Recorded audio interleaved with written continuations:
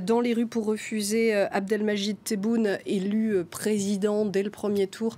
C'est ce qui a été annoncé ce matin. Neila Latrousse, on entendait à l'instant Khaled Drareni dire Abdelmajid Tebboune, on le savait, c'était le candidat du système, même si des rumeurs avaient été lancées pour dire que Asdine Miyoubi serait finalement favori à cette élection.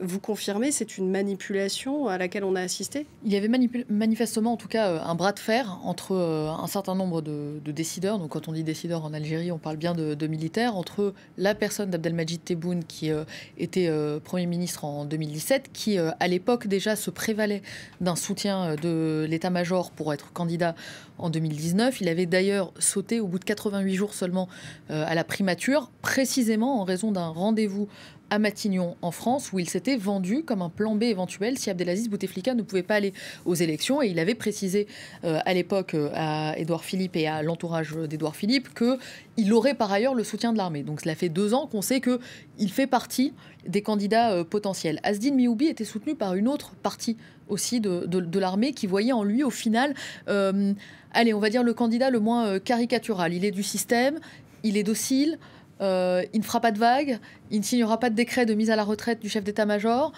Il passe bien auprès d'un certain nombre d'opinions publiques étrangères parce que écrivain, poète, il est plus jeune, effectivement, il est peut-être moins lié aussi à l'ancien système. Et c'est ce qui s'est joué, de ce que je comprends, jusque hier soir, puisque hier soir, quand l'équipe d'Abdelmajid Tebboune revendique la victoire dès le premier tour, Asdine Miyoubi fait sortir quelqu'un de son équipe de campagne qui dit pas du tout, les chiffres que l'on a, c'est qu'il y aura un second tour et que nous y serons face à Abdelmajid Tebboune.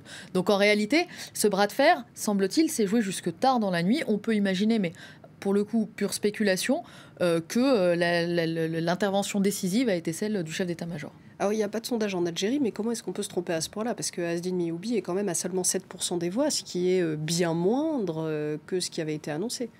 Pour se tromper, il faudrait pouvoir, je reviens à votre première question, pouvoir accorder à ces chiffres un peu de fiabilité. En réalité, la confection des listes électorales s'est faite dans un tel contexte que nul n'est capable de dire aujourd'hui si le chiffre de 24 millions de votants correspond véritablement à 24 millions de citoyens sur les listes et si les chiffres 7%, 3%, 4% correspondent à une réalité où, vous savez, comme du temps en France, où dans ces congrès du RPR, on nous racontait que Pasqua et Chirac pouvaient confectionner des élections. Tiens, tu auras 15%, ce ne sera pas honteux, tu auras 7%, ça te permet de te placer pour le prochain scrutin.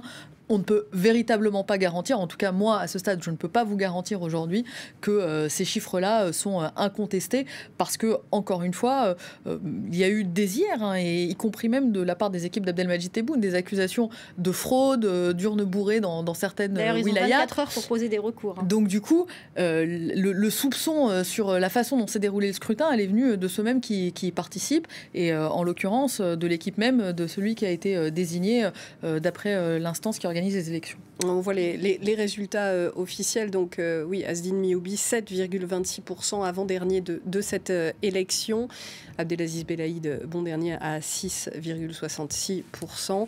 Voilà pour les 5 candidats qui sont tous des candidats du système. Finalement, Abdelmajid Tebboune président ou un autre, est-ce que ça change vraiment quelque chose pour l'avenir du pays, Myriam? Grande question. Probablement pas. Ce sont, on l'a dit, des candidats qui viennent du système. C'est la continuité du système qui est annoncée. Pour changer l'avenir du pays, il faut s'attaquer aux vrais problèmes. Et pour s'attaquer aux vrais problèmes, les problèmes économiques, les problèmes sociaux, on est dans un pays où il y a 29% de chômage chez la population des 16-24 ans. Il faudrait s'attaquer aux vrais problèmes. Mais pour pouvoir se lancer dans ces chantiers, il faudrait aussi que la situation soit moins tendue et qu'on arrive à apaiser les choses. Et pour apaiser les choses, il faudrait que le mouvement Hirak accepte ces résultats, ce qui n'est pas le cas aujourd'hui. Donc je vois mal comment les choses pourraient avancer et évoluer.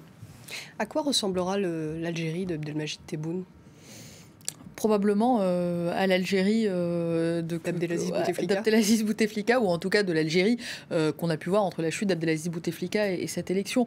Vous savez, Abdelmajid Tebboune, c'est quelqu'un, par ailleurs, de grande qualité administrativement parlant. C'est quelqu'un qui connaît vraiment le pays, qui a été wali plusieurs fois, qui a été préfet, effectivement, dont la prestation au débat a été saluée par un certain nombre d'Algériens que je connais, qui l'ont trouvé finalement plus pertinent et plus connaisseur des dossiers que les autres. Mais dans le fond, en termes de logiciel ou en termes de matrice idéologique, on n'est pas dans une rupture. En l'occurrence, Abdelmajid Tebboune, de mémoire, il devait être ministre la première fois au début des années 90, ministre délégué à l'Intérieur. Il nourrit des liens quasi familiaux avec la famille d'Abdelaziz Bouteflika. Lorsqu'il était nommé Premier ministre en 2017, c'était à l'initiative du frère et de la sœur d'Abdelaziz Bouteflika. C'est quelqu'un qui est au FLN depuis des années, et c'est sans doute ce côté rassurant peut-être aussi pour l'état-major qui a prévalu dans le choix qui a été fait et dans les consignes qui ont pu être données ici ou là pour opter pour ce candidat. Cela dit, j'ajoute quand même, parce qu'on est très système, etc., mais que pour une bonne partie des Algériens aussi, il a un peu l'image d'un cheval blanc ou d'un chevalier blanc parce que il avait tenté de s'attaquer à l'argent sale à l'été 2017. Entre-temps, cette image en a pris un petit coup dans l'opinion publique parce que il a notamment un de ses fils qui est poursuivi dans le cadre d'un trafic d'influence avec une personnalité qui, elle, est poursuivie par ailleurs pour du trafic de cocaïne. Mais il continue à avoir, pour une bonne partie des Algériens, cette image de celui qui a voulu assainir la vie publique, moraliser la vie politique en 2017, qui en aurait été empêché. Donc peut-être peut-il profiter ou jouir de cette petite popularité pour tenter dès le départ de marquer son mandat par des signes de rupture.